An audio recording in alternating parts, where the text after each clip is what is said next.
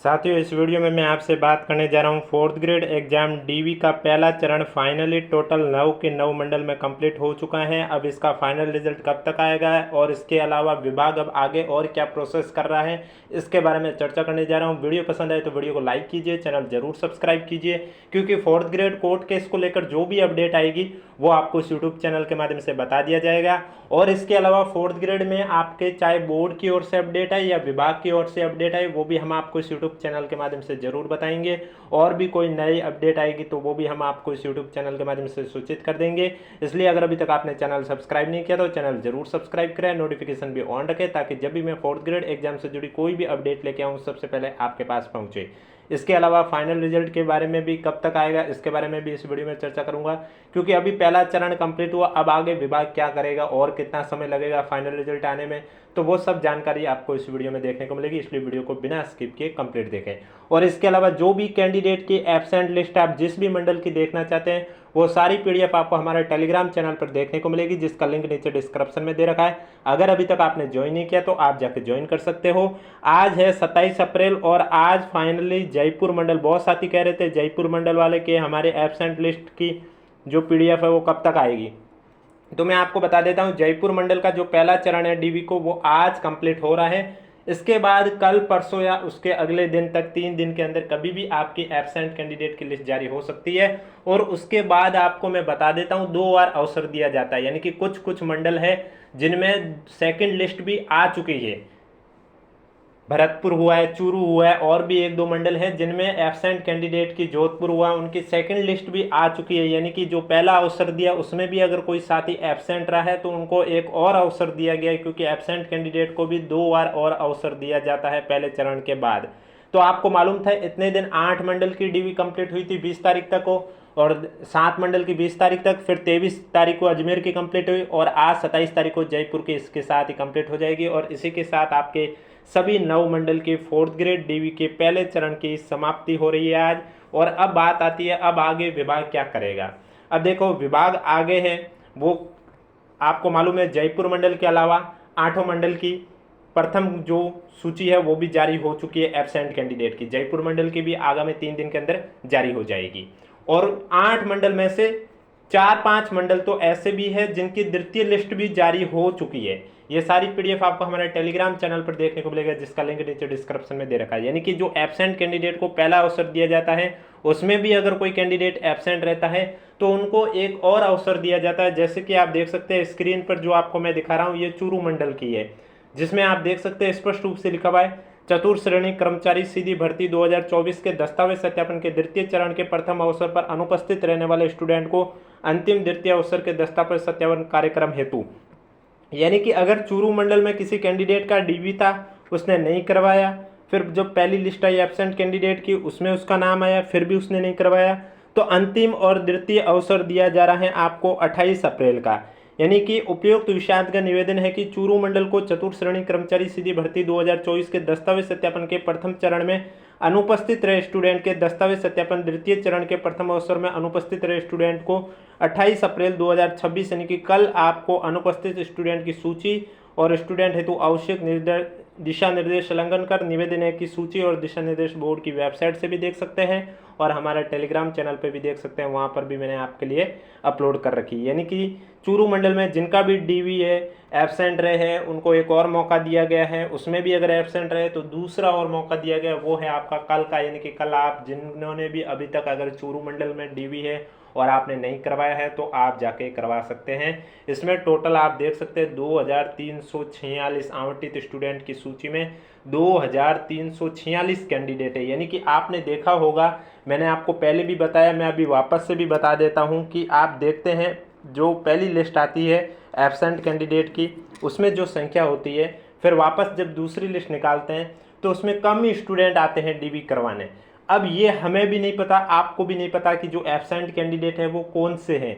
क्या वे स्टूडेंट है जिनकी रैंक अच्छी है लेकिन उनका सिलेक्शन किसी अन्य वैकेंसी में हो चुका है, इस वजह से इन्होंने फोर्थ ग्रेड की डीवी नहीं करवाई, या फिर क्या ये वे कैंडिडेट है जिनका सिलेक्शन फोर्थ ग्रेड में ही हुआ है लेकिन उनकी रैंक बहुत दूर है, यानी कि 2 गुना की लिस्ट जारी हुई है उसमें बहुत दूर है, तो उस वजह से उन्होंने डीवी नहीं करवाई, उनको लगता है कि वैसे भी सिलेक्शन नहीं होगा। लेकिन अगर वो ऐसा कर रहे हैं तो वो उनकी गलती भी हो सकती है, क्योंकि हो सकता है आपसे आगे वाले कैंडिडेट का किसी और भर्ती परीक्षा में सिलेक्शन हो जाए। क्योंकि आपने देखा होगा 2025 में बहुत भर्तियां हुई थी, चाहे वो आरपीएससी की हो या आरएसएसबी बोर्ड की।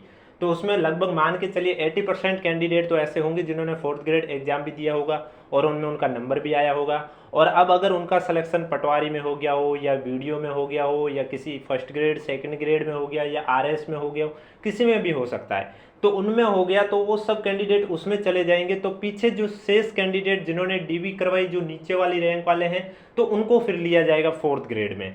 तो यानी कि जिनकी भी रैंक बाहर है उनका भी अभी तक ये फाइनल नहीं है कि भाई आपका वेटिंग लिस्ट में भी नाम आ सकता है। जब स्टूडेंट ज्वाइन नहीं करेगा उसके बाद ही वो पता चलेगा। लेकिन अगर ऐसा है कि भाई इसमें कट ऑफ पर भी फर्क आता है, यानी कि अगर कोई कैंडिडेट जो ये एब्सेंट रहने वाले कैंडिडेट है, ये अगर वे कैंडिडेट है जिनका सिलेक्शन किसी अन्य वैकेंसी में हो गया, तब तो आपकी जब कट ऑफ जारी होगी तो उसमें ज़्यादा अंतर देखने को नहीं मिलेगा। लेकिन अगर ये वे कैंडिडेट है जिनकी रैंक बहुत ही दूर थी, तो आपको कट ऑफ में ज़्यादा अंतर देखने को मिलेगा। वो कैसे, वो आगे बताऊंगा। लेकिन उससे पहले मैं आपको एक बार लिस्ट बता देता हूं कि अभी देखो पहला चरण कंप्लीट हो चुका है सभी 9 मंडल के, और उसमें से 8 मंडल में भी एब्सेंट कैंडिडेट की भी पहली अवसर है वो कंप्लीट हो चुका है, और कुछ 3-4 मंडल में द्वितीय अवसर भी है वो कंप्लीट हो जाएगा या लिस्ट भी जारी हो चुकी है। अब आगे विभाग क्या करेगा, क्या अगले महीने फाइनल रिजल्ट आ रहा है? ऐसा बिल्कुल नहीं है। अगर आपको लगता है कि अब डीबी हो चुका है, पहला अवसर एब्सेंट कैंडिडेट की भी 7 दिन के अंदर हो जाए, तो उसके बाद अगले महीने फाइनल रिजल्ट आएगा, ऐसा बिल्कुल नहीं है। ऐसा क्यों नहीं है, उसके पीछे का रीजन सुन लीजिए। अब आप ये देख सकते हैं प्रथम चरण डीबी स्थिति 7 मंडल में मैंने आपको बताई थी।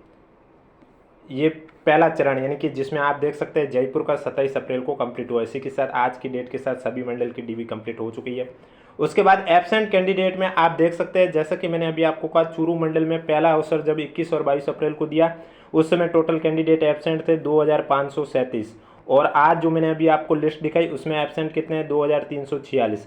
इसका मतलब तो यही हुआ है कि आपके क्या लगभग 200 से भी कम, 200 से भी कम कैंडिडेट, 200 से कितने कम, यहाँ हो गए 6 और 3 9, 191 कैंडिडेट ने ही डीवी करवाई है। यानी कि जब आपको चूरू मंडल वालों को 21 और 22 अप्रैल का जो अवसर दिया गया था उसमें 2537 में से सिर्फ 191 कैंडिडेट ने ही डीवी करवाई थी। शेष कैंडिडेट अभी भी एब्सेंट है 2346, और इनको कल का अंतिम अवसर दिया जा रहा है। अगर कल भी ये डीवी नहीं करवाते हैं तो फिर इनके जो नाम हैं उनके आगे एब्सेंट मार्क कर दिया जाएगा, जिससे कि अगर इनके चाहे कट ऑफ से ज़्यादा भी नंबर हो तो भी, यानी कि कट ऑफ जो 1 गुना जितने हैं ज़्यादा नंबर, बहुत ज़्यादा नंबर है, तभी भी फाइनल रिजल्ट में इनका नाम नहीं होगा, क्योंकि इन्होंने अपने डॉक्यूमेंट चेक नहीं करवाए। अब देखो आगे क्या होगा। आगे मैं इसलिए कह रहा हूँ अभी रिजल्ट में टाइम इसलिए लगेगा, देखो द्वितीय चरण की भी लिस्ट बीकानेर की आ चुकी, जोधपुर की भी आ चुकी, चूरू की भी आ चुकी और भरतपुर की भी आ चुकी, 4 मंडल की आ चुकी है। शेष मंडल की भी जैसे ही आएगी हम आपको इस यूट्यूब चैनल के माध्यम से सूचित कर देंगे। इसलिए अगर अभी तक आपने चैनल सब्सक्राइब नहीं किया तो चैनल जरूर सब्सक्राइब करें। अब टाइम इसलिए लगेगा क्योंकि जो पीएच कैंडिडेट है उनकी मेडिकल जांच की जाएगी, क्योंकि फाइनल रिजल्ट ऐसा तो है नहीं कि पीएच कैंडिडेट वालों का अलग से निकाला जाएगा, रिजल्ट सबका साथ ही आएगा। उसमें भी बता दिया जाएगा कि प्रोविजनल को कितने को प्रोविजनल रखा गया। प्रोविजनल क्यों रखा जाता है, प्रोविजनल इसलिए रखा जाता है क्योंकि अगर आपके किसी भी दस्तावेज में कोई कमी पाई जाती है तब आपको प्रोविजनल रख दिया जाता है। यानी कि आपने अगर कोई एफिडेविट भी नहीं दिखाया तभी भी आपको प्रोविजनल रख दिया जाएगा। अगर आपको भी अभी लगता है कि ऐसा कोई डॉक्यूमेंट है जो आपसे मांगा गया था आपने नहीं दिखाया और अभी तक आपने नहीं दिखाया तो दिखा दीजिए, नहीं तो रिजल्ट के समय आपको प्रोविजनल कर दिया जाएगा। चाहे वो फिर आपका एफिडेविट हो, चरित्र प्रमाण पत्र हो, या कोई मार्कशीट को लेकर हो, या चाहे किसी को भी जाति प्रमाण पत्र को लेकर हो, नया नहीं दिया पुराना दे दिया, पुराना दे दिया नया नहीं दिया, जो भी है आपका। क्योंकि मैंने आपको पहले भी कहा है जाति प्रमाण पत्र हुआ है, मूल निवास प्रमाण पत्र हुआ है, और आपके अगर कोई मार्कशीट में नाम में त्रुटि हुई है, इनके साथ एफिडेविट जरूरी होते हैं। बाकी अगर किसी भी मेडिकल जैसे पीएच कैटेगरी से फॉर्म फिल किया है या स्पोर्ट्स कोटे से फॉर्म फिल किया है तो उनके प्रमाण पत्र एप्लीकेशन फॉर्म की लास्ट डेट से पहले के ही होने चाहिए। अगर बाद के हुए तो आपको अमान्य कर दिया जाएगा। अब देख लीजिए आप, मेडिकल जांच है वो अलग अलग मंडल में अलग अलग है। भरतपुर जोधपुर की अभी तक आई नहीं है, इसके अलावा आप देख सकते हैं अजमेर मंडल की है वो 1 मई से 30 जून, 15 अप्रैल से 30 मई, बीकानेर वालों की 2 जून तक आयोजित की जा रही है। यानी कि मई जून में तो आप सोचो भी मत कि 4th ग्रेड का फाइनल रिजल्ट आएगा। फिर देखा जाएगा कि जुलाई में आता है या फिर अगस्त में आता है, वो तो फिर डिपेंड करेगा कि विभाग और बोर्ड कितना फास्ट है।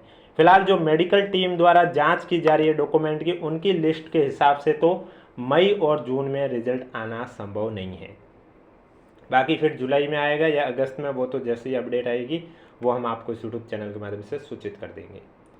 अब बात आती है प्रोविनल कैटेगरी में। आपको जैसे कि अगर आपका डीवी हुआ था, आपने अगर जैसे चरित्र प्रमाण पत्र कोई ले लीजिए, आपने नहीं दिखाया।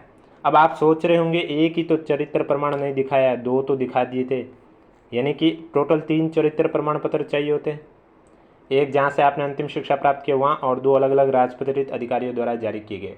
तो टोटल 3 चरित्र प्रमाण पत्र में से 2 अलग अलग राजपत्रित अधिकारियों का 2 की जगह अगर आप एक दिखा रहे, एक नहीं दिखा रहे हो, तो आप ऐसा मत सोचना कि कुछ नहीं होगा, बिल्कुल होगा। आपके नाम के आगे अपात्र कर दिया, प्रोविजनल लिख लिया जाएगा और उसका रीजन भी दे दिया जाएगा। अगर आपका जाति प्रमाण पत्र आप ओबीसी नॉन क्रीमी से हो, आज से 10 साल पहले का बना हुआ है, आपने ना तो एफिडेविट दिया है ना ही नया बनाया है, या फिर आपने एफिडेविट दे दिया है नया नहीं दिया है, तभी भी आप प्रोविजनल हो जाओगे। क्योंकि अगर आप ओबीसी नॉन क्रीमी से आ रहे हैं और आपका जाति प्रमाण पत्र 10 साल पुराना है, तब आपको एफिडेविट की आवश्यकता नहीं होगी, एक नया बनाना होगा, और वो जो 10 साल पुराना वो भी लेके जाना होगा। और अगर एफिडेविट की आवश्यकता वो कहे तो फिर वो दे दे, बाकी एफिडेविट की आवश्यकता नहीं होती। अगर आपके पास नया और पुराना दोनों है, पुराना एप्लीकेशन फॉर्म की लास्ट डेट से पहले का है और नया आपका लेटेस्ट का अपडेट है 1 साल के अंदर अंदर का, तब आपको एफिडेविट की आवश्यकता नहीं होती है। और अगर आपका मूल निवास प्रमाण पत्र भी बहुत पुराना है तो उसके साथ आपको नया भी बनाना है, और अगर नया ही बना रहे, पुराना है ही नहीं, एप्लीकेशन फॉर्म की लास्ट डेट के बाद बनाया, तो उसके साथ आपको एफिडेविट भी देना होगा। अगर नहीं दोगे तो आपको प्रोविजनल रख दिया जाएगा। प्रोविजनल यानी अस्थायी रूप से आपको साइड में रखा गया कि जब जिस डॉक्यूमेंट में कमी पाई गई है वो डॉक्यूमेंट आप दिखाओगे तो आपको वहाँ से हटाकर, इसलिए आप देखते हो हर भर्ती परीक्षा का रिजल्ट आता है तब उसमें बताया जाता है कि इतने कैंडिडेट को प्रोविजनल रखा जाता है और उसके कुछ मंथ बाद प्रोविजनल रिजल्ट जारी होते हैं। अब इससे नुकसान क्या है? प्रोविजनल से नुकसान ये है कि आपको फिर समय लगेगा, हो सकता है ज्वाइनिंग में भी समय लग जाए, क्योंकि एक फाइनल रिजल्ट जैसे कि इस महीने में आया मान लीजिए, और उसके बाद प्रोविजनल का फाइनल रिजल्ट फिर वापस 2-3 महीने कब आएगा पता नहीं चलता है। तो इससे अच्छा अगर आपको किसी भी डॉक्यूमेंट में कोई कमी लगती है तो आप तुरंत जाके वहाँ पर दिखा दीजिए, ताकि वापस से आपको कोई प्रोविजनल ना करे। इसके अलावा किसी भी साथी को कोई डाउट है तो नीचे कमेंट बॉक्स पूछिए। वीडियो पसंद आए तो वीडियो को लाइक कीजिए, चैनल जरूर सब्सक्राइब कीजिए। और कट ऑफ में ज़्यादा अंतर कब देखने को मिलेगा वो मैंने आपको बता दिया, मैं फिर से आपको समझा देता हूँ। जैसे कि मैंने आपको कहा है लगभग 22,000 के करीब कैंडिडेट एब्सेंट रहे, और अभी जयपुर मंडल की लिस्ट आनी है तो शायद 25,000 तक भी ये कैंडिडेट जा सकते हैं। अब अगर ये कैंडिडेट, इसमें 2 शर्त हैं। अगर ये 25,000 कैंडिडेट, ज़्यादातर कैंडिडेट अगर आपके वे रहे जिनका सिलेक्शन अन्य भर्ती परीक्षा में हो चुका है, इस वजह से उन्होंने डीवी नहीं करवाई, तो ये मान के चलिए कि उनके नंबर तो अच्छे ही होंगे, और उनके नंबर अच्छे हो रहे हैं यानी कि वो A गुना में शामिल हो रहे हैं और वो दस्तावेज चेक नहीं करवा रहे हैं, इसका मतलब उनका आगे का प्रोसेस नहीं किया जाएगा, तो फिर वो उनसे जो नीचे रैंक वाले हैं उन कैंडिडेट को लेंगे। तो इस कंडीशन में क्या आपका जब फाइनल रिजल्ट आएगा तो उसमें कट ऑफ में ज़्यादा अंतर देखने को नहीं मिलेगा। कैसे? जैसे कि मैं बात करता हूँ ओबीसी कैटेगरी, एक एग्जाम्पल के थ्रू समझा रहा हूँ। ओबीसी कैटेगरी है, इसमें इनको लेना है जैसे कि 10 कैंडिडेट को, और ओबीसी की 2 गुना की कट ऑफ मान के चलिए इन्होंने बताई थी 140। अब इनको 10 जनों को लेना। अब 10 कैंडिडेट हैं, उनके नंबर सुनिए आप। 141, 140, 142, 143, फिर एक और होगा उसका भी 143, फिर 146, 148, 150, 152।